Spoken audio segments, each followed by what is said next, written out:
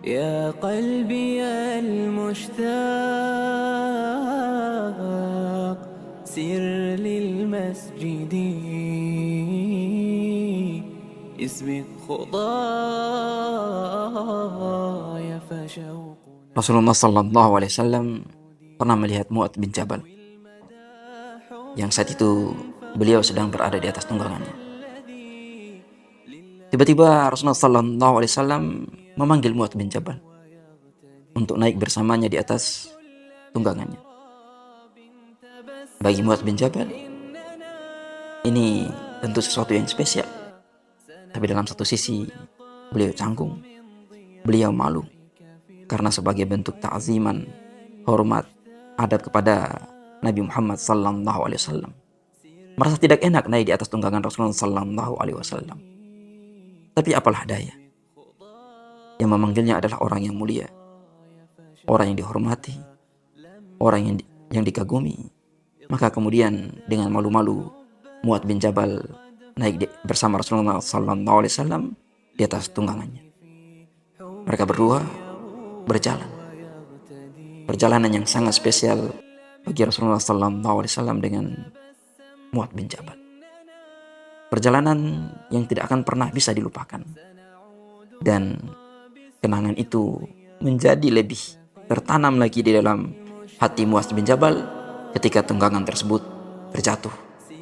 Nabi Sallallahu Alaihi Wasallam terjatuh bersama Mu'adz bin Jabal. Lihat, Nabi Sallallahu Alaihi Wasallam ketika terjatuh, beliau bangkit, beliau memandang Mu'adz bin Jabal sahabatnya dengan tersenyum, menggapai tangannya, dan kemudian mereka menaiki tunggangan yang sama lagi dan kemudian berjalan lagi. Cerita berulang, terjadi yang kedua kalinya. Mereka terjatuh. Sikap Rasulullah Sallallahu Alaihi Wasallam tidak mengeluh. Sikap Rasulullah Sallallahu Alaihi Wasallam tidak marah.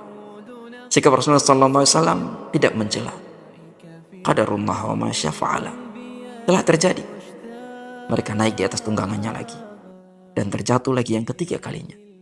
Bayangkan jika ada seorang guru, seorang yang kita kagumi, punya kejadian yang spesial seperti itu, berjalan bersama, ada sesuatu. Apa kira-kira yang bisa kita lupakan? Tidak ada. Begitu juga dengan Mu'adz bin Jabal. Ia tidak pernah melupakan kisah yang spesial ini. Tapi yang spesial dari kisah ini adalah ketika selesai dari terjatuh yang ketiga kali, Rasulullah Sallallahu Alaihi Wasallam kemudian menyampaikan kepada Mu'adz bin Jabal, "Ya Mu'adz bin Jabal, atadri ma haqqullahi 'alal ibad?" Wahai Mu'adz bin Jabal, apakah engkau tahu apa itu haknya Allah kepada seorang hamba? Kata Mu'adz bin Jabal, sebagai bentuk kerendahan hati, penghormatan, Mu'adz bin Jabal kemudian mengatakan, Allahu wa rasuluhu a'lam. Allah dan Rasul yang mengetahui saja. Kemudian Rasulullah SAW mengatakan, haqqullah 'alal ibad an ayya'buduhu wa la yusyriku bihi syai'a. Haknya seorang hamba kepada Allah Subhanahu wa taala, haknya Allah kepada hambanya, yaitu agar mereka beribadah kepada Allah saja dan tidak mempersekutukannya dengan sesuatu apapun. Sesuatu yang paling tinggi dalam agama ini, tauhid, ibadah kepada Allah Subhanahu wa taala dan tidak mempersekutukan Allah Subhanahu wa taala, dan inilah yang akan menjamin kita untuk masuk surga. Inilah yang membuat kita mendapatkan syafaat Rasulullah Sallallahu Alaihi Wasallam ketika hati kita benar-benar tertuju kepada Allah Subhanahu wa taala, beribadah hanya kepadanya dan tidak mempersekutukannya dengan suatu apapun. Pertanyaan yang kedua, Rasulullah Sallallahu Alaihi Wasallam kemudian menyampaikan, wa ma haqqul ibad 'alallahi? Apa hak seorang hamba ketika seorang hamba beribadah tidak mempersekutukan Allah Subhanahu wa taala dengan suatu apapun? Lalu kemudian apa kira-kira hak seorang hamba kepada Allah Subhanahu wa taala? Maka Rasulullah sallallahu alaihi wasallam kemudian menyampaikan haknya seorang hamba kepada Allah Subhanahu wa taala, alla yu'adziba man la yusyriku bihi syai'a.